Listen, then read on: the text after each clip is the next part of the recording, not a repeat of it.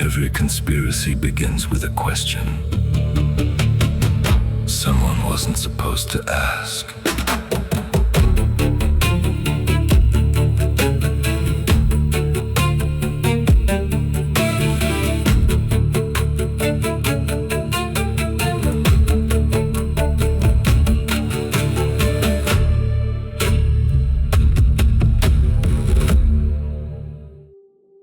In 1903, a Russian newspaper published a document that claimed to reveal the secret minutes of a meeting of Jewish leaders, a global cabal planning to dominate the world through control of media, finance, and government.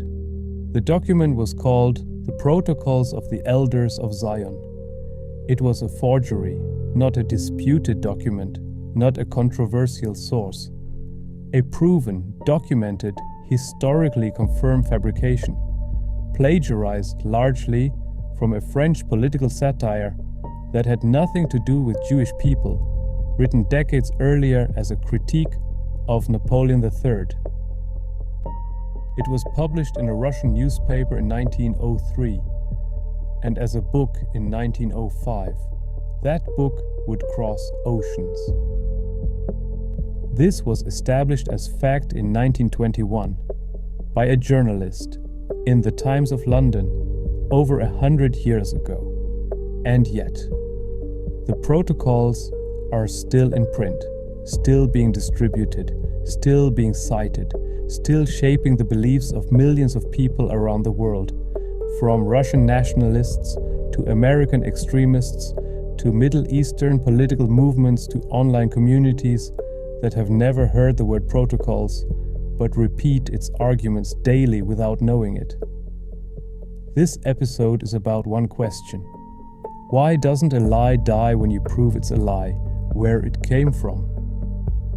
The story of the protocols begins not with a conspiracy, but with a plagiarism. In 1864, a French lawyer named Maurice Joly wrote a political satire called The Dialogue in Hell between Machiavelli and Montesquieu. It was a critique of Napoleon III, a fictional dialogue in which Machiavelli outlines techniques for authoritarian control.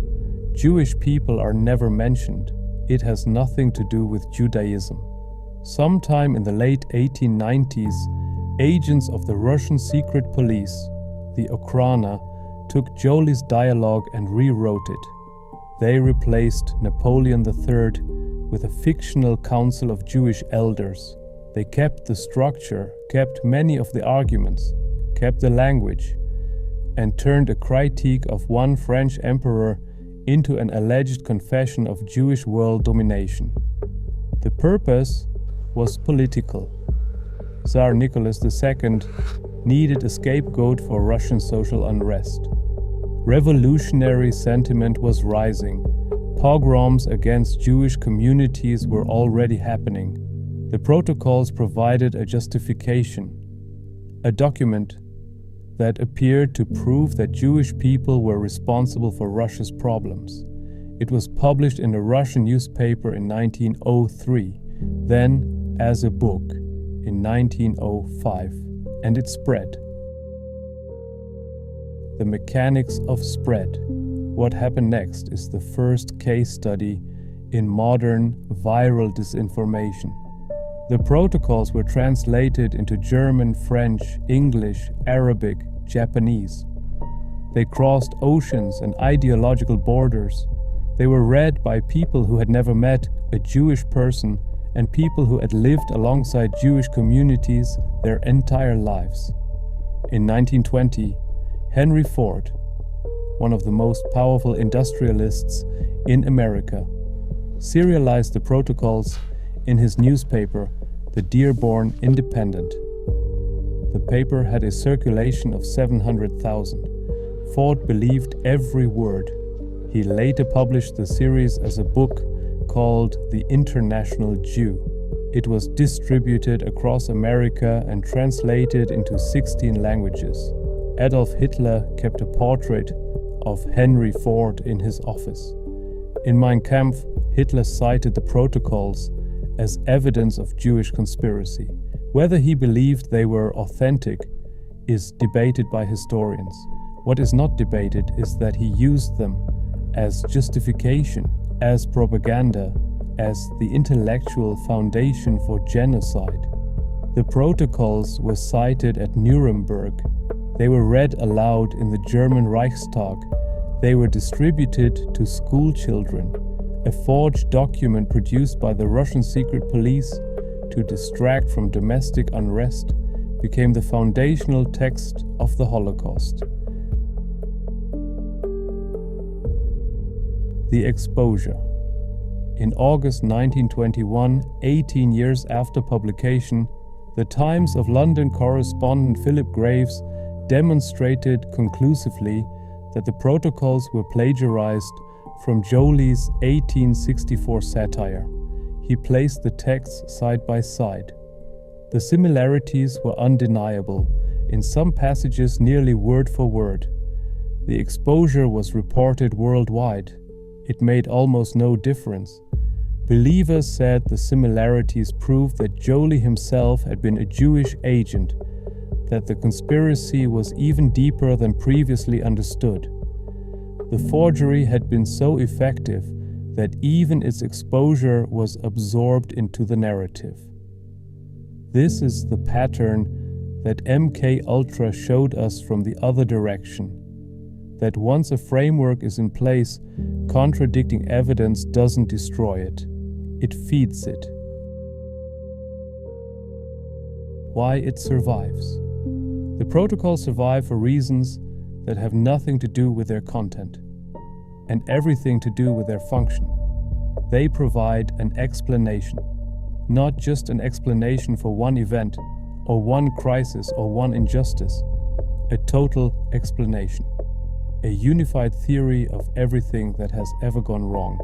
Economic collapse, political instability, cultural change, military defeat.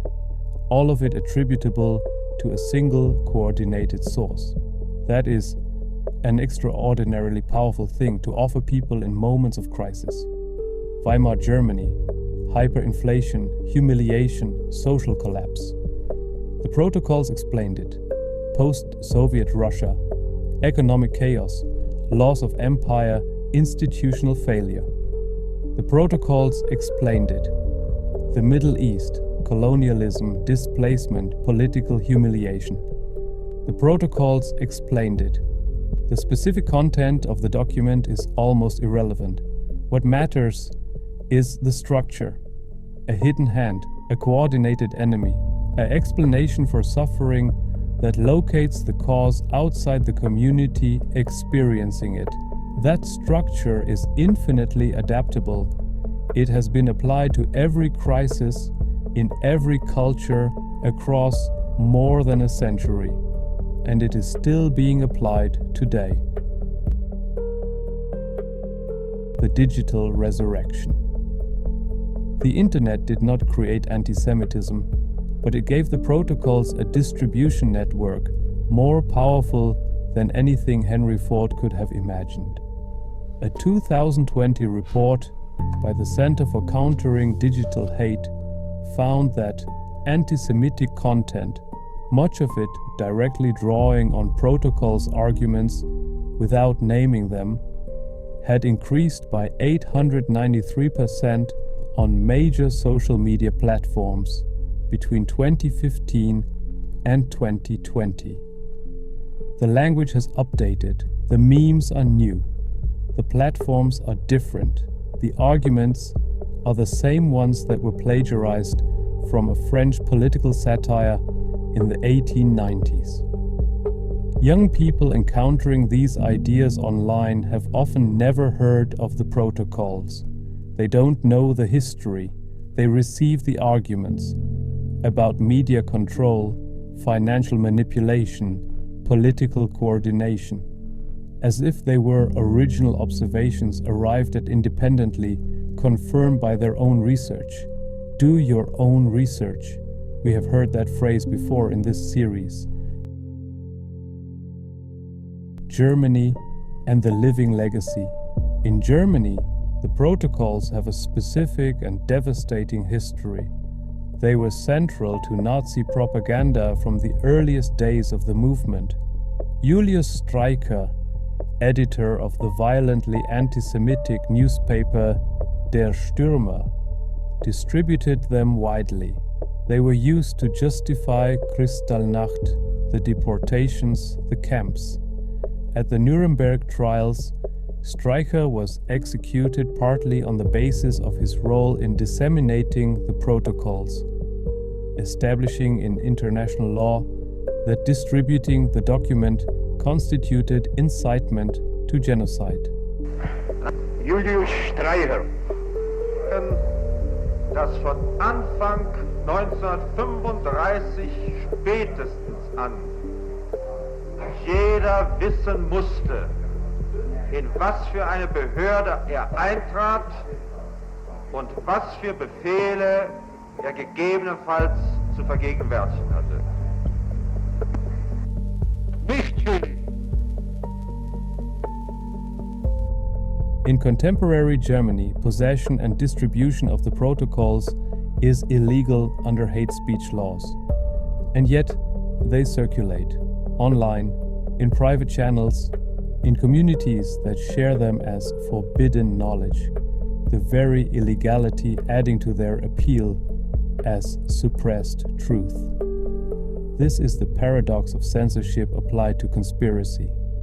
Prohibition can reinforce the sense that something is being hidden. The protocols thrive on the feeling of suppression. What this episode is really about. Every conspiracy theory we have examined in this series has the same emotional core. Someone is lying to you. Someone is in control. Someone is responsible for the chaos you experience.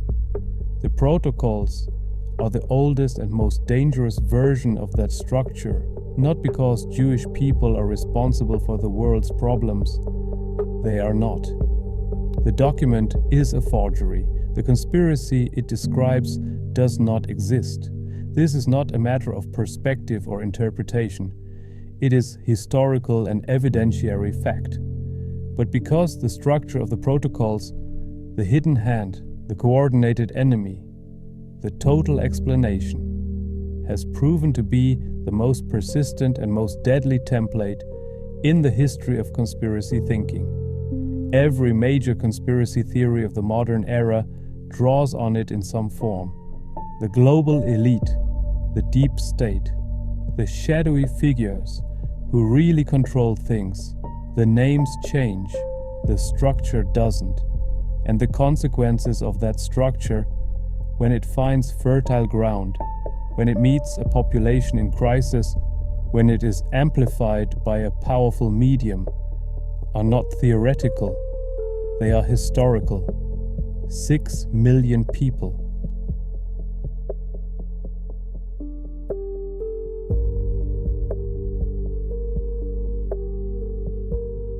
The question. We end every episode with the same question. This time it feels different.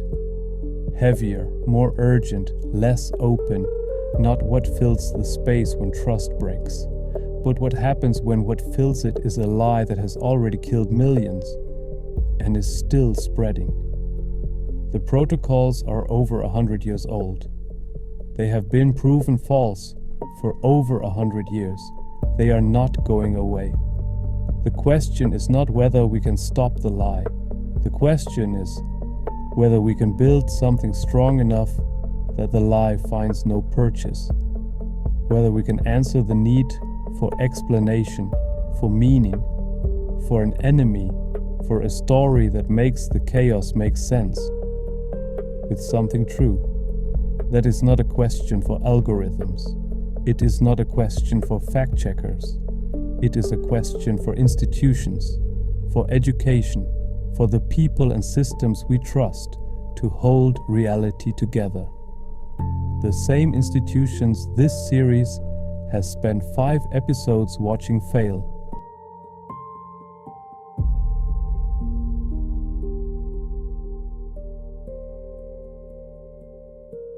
This has been Conspiracy Explained, a dystopian.de production. Not to debunk, not to mock, to understand. Sources and further reading in the description below.